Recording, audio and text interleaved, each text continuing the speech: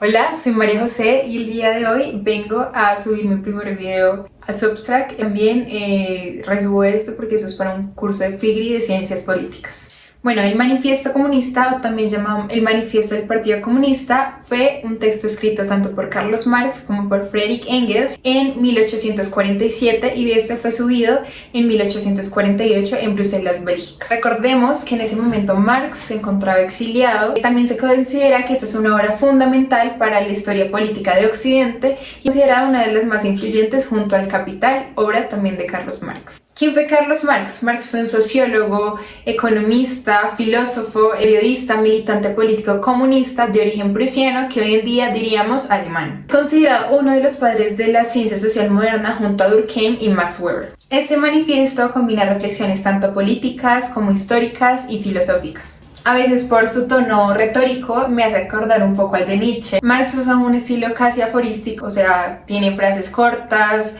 contundentes, memorables y pasan a lo largo de la historia. En este video citaré solamente o hablaré solamente de Marx. El Manifiesto Comunista también fue escrito por Friedrich Engels, que también es coautor. Sin embargo, he investigado que Marx fue el autor principal de este texto, así que me referiré directamente a él como por cuestión de brevedad. Bueno, recordemos que este manifiesto se divide en 4 partes. Entonces, en primera parte tenemos burgueses y proletarios, donde este explica el ascenso del capitalismo en ese entonces y el ascenso de la burguesía como clase dominante. En segunda parte tenemos proletarios y comunistas y este presenta un análisis más profundo sobre la clase oprimida, los proletarios y cómo estos se fueron identificando con el movimiento comunista.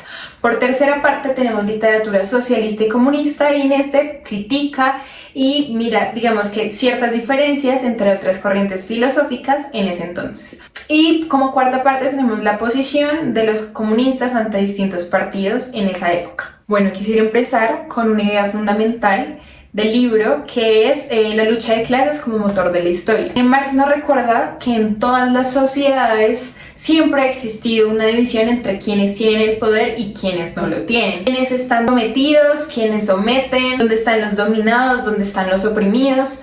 Digamos que esto en un contexto histórico nos vamos a Grecia antigua o Roma antigua y vemos los amos y están los esclavos y nos vamos a la Edad Media, vemos que van a estar los señores feudales y en otra posición van a estar los vasallos y en una sociedad capitalista moderna, como lo nombra Marx, están los burgueses y los proletarios. Pero siempre tenemos que recordar que estas relaciones, como les dije, han cambiado con el tiempo, pero siempre permanece constante el mismo conflicto de quienes tienen el poder económico y quienes no. Marx y Engels explican lo que cambia en cada etapa histórica a lo largo del manifiesto y que no solamente son las ideas, sino también toda la estructura económica de la sociedad. Entonces, quisiera empezar con esta teoría que es súper importante y de pronto acá dejo una imagen. Por base, Marx entiende la forma en la que una sociedad está organizada para producir. Está compuesta tanto por medios de producción, que es lo que usamos pues nosotros para producir los bienes, las herramientas, las máquinas, las fábricas, las materias primas, por supuesto pues la tierra. Y tenemos en segunda parte relaciones sociales de producción, la manera en la que las personas se relacionan con estos medios. Esto depende también del régimen de propiedad, que es quien posee los medios y quien solo puede trabajar en ellos. Entonces, en el capitalismo, los burgueses o capitalistas son dueños de las fábricas, de la tierra, del dinero y los proletarios a cambio solamente tienen la fuerza de su trabajo que venden por su salario, solamente venden su tiempo a un capitalista. Y esta relación económica define cómo, define cómo funciona la sociedad, tanto en el pasado como actualmente. Para Marx no solamente, como les digo, definía la economía, sino también los valores, las leyes e instituciones que lo acompañan. Cuando cambia la base económica, por ejemplo, nos vamos a la época del feudalismo, al capitalismo, entonces también cambian las ideas y las estructuras de poder. Las leyes, la moral, la religión, la educación también se ajustan siempre a esa nueva economía. Y con esto quiero decir que esto forma parte de la superestructura, que son ideas e instituciones que reflejan y que refuerzan la forma en la que se produce la riqueza en cada época. Siempre en la Edad Media, quien poseía la tierra eran los señores feudales, los campesinos, los vasallos. Para ellos siempre, digamos que estaban bajo control, pero pues digamos que con el paso del tiempo creció el comercio, surgieron ciudades, apareció la industrialización y con ella pues la burguesía. Y acá ya no mandaban los señores feudales, sino era esta nueva clase, la burguesía, que controlaba el dinero y los medios de producción. Entonces Marx y Engels nos están diciendo, les voy a citar: estudien la historia de las ideas y van a ver que la historia de las ideas prueba una producción espiritual de la humanidad, refleja su transformación material, que la superestructura expresa lo que sucede en la base de la sociedad y que las ideas se imponen, no son neutrales. El paganismo les funciona a una sociedad arcaica, el cristianismo al imperio romano y luego el feudalismo y la ilustración les funciona en el surgimiento de la sociedad mercantil. No todas las ideas son neutrales. También me gustaría hablar de algo súper interesante, que durante la Ilustración se hablaba mucho de la libertad de pensamiento, ¿no? Entonces Marx y Engels dicen que esta libertad, en realidad, como ya va empezando a evolucionar el mercado.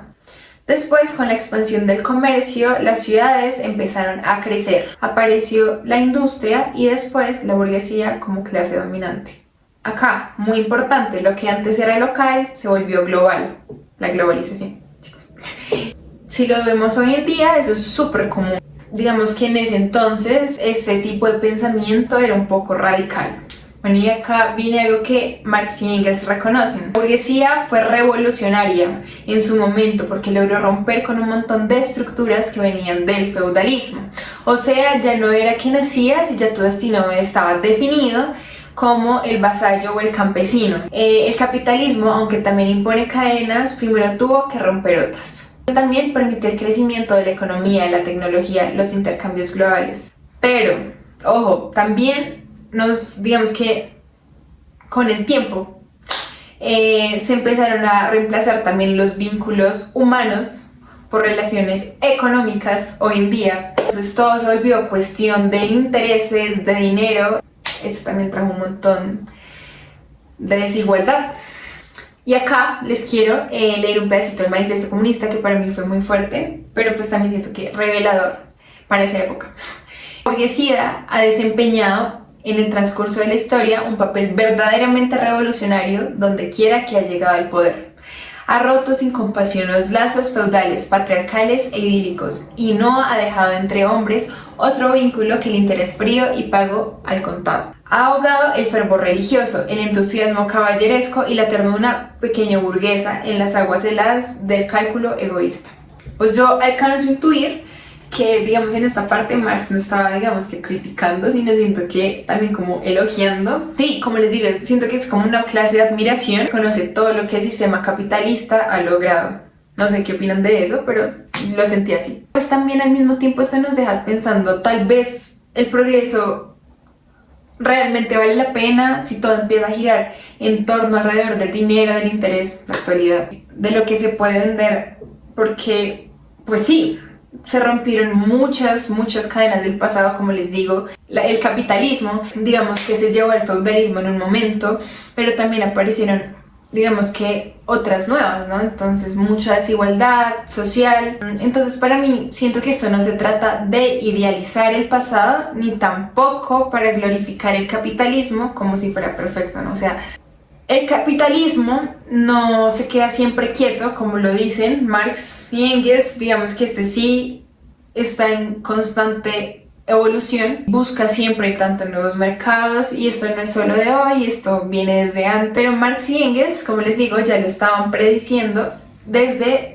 1848. Ellos hablaban de cómo los productos capitalistas llegarían en algún momento a todos los rincones del mundo, destruyendo economías nacionales locales y cambiando por completo la vida social. Y acertaron. Como les digo, ahí uno piensa que esto es casi como una predicción de la globalización, ¿no? El proletariado, que es entonces, es la clase que no tiene ni los medios de producción, que no tiene tierras, que no tiene herramientas, que no tiene fábricas, y lo único que tiene es la fuerza de trabajo, el tiempo, para vendérselo a un capitalista y para poder sobrevivir. Y acá Marx dice: el obrero no es dueño de lo que produce. Claramente el obrero no es dueño de lo que produce. Todo lo que hace, todas las riquezas, todo este trabajo que genera, nunca le van a pertenecer.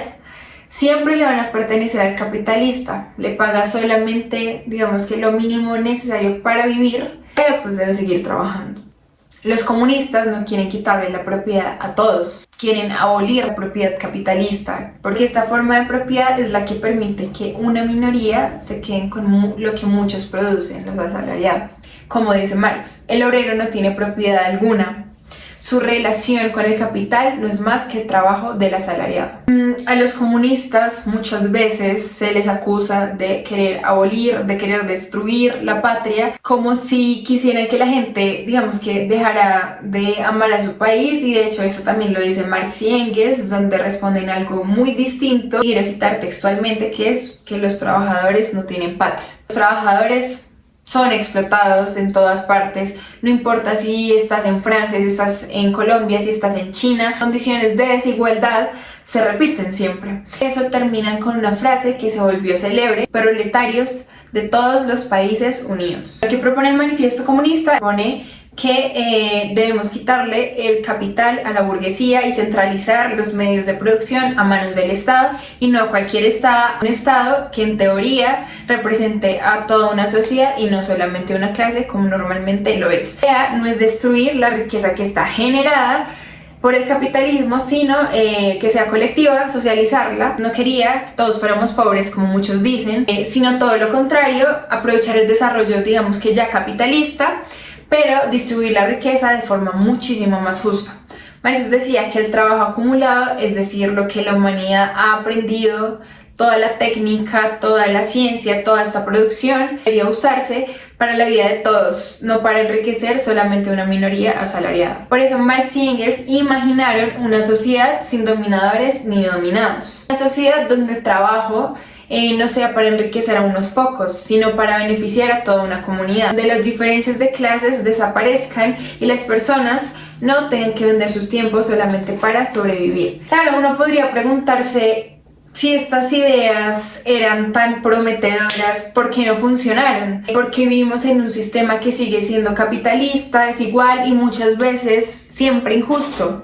Bueno, primero que todo, Marx y Engels acertaron y predijeron bastantes cosas: la forma en la que el capitalismo se expande, cómo revoluciona los medios de producción, hoy en día con la tecnología, cómo se concentra la riqueza en pocas manos, pero significa que sus ideas hayan perdido valor. Al contrario, categorías como lo nombra él, como lo es la alineación, la explotación, el fetichismo, también el fetichismo de la mercancía, también la lucha de clases, que siguen siendo herramientas clave para visualizar el día de hoy.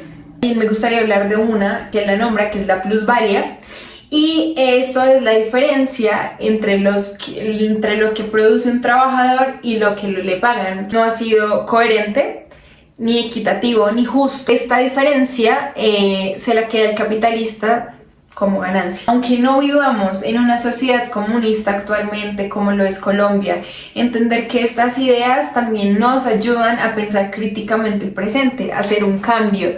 Hoy en día podemos evidenciar toda esa riqueza que está súper concentrada.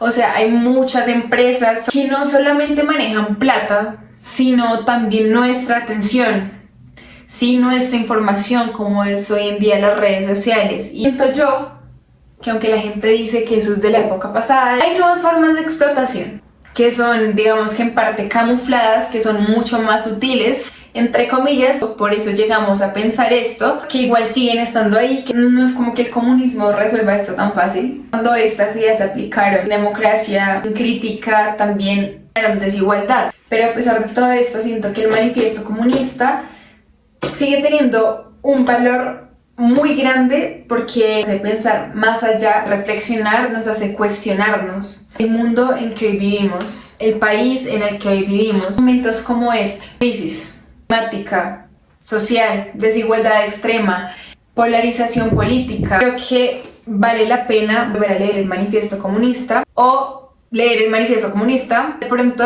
para algunas personas como si este libro tuviera la verdad absoluta, sino como un libro que nos enseña y nos hace pensar realmente, nos hace pensar colectivamente otro tipo de futuro y ver cómo está pasando todo hoy en día, el mejor que está pasando en la actualidad. Muchas gracias, soy María José Torres y este fue mi análisis del Manifiesto Comunista.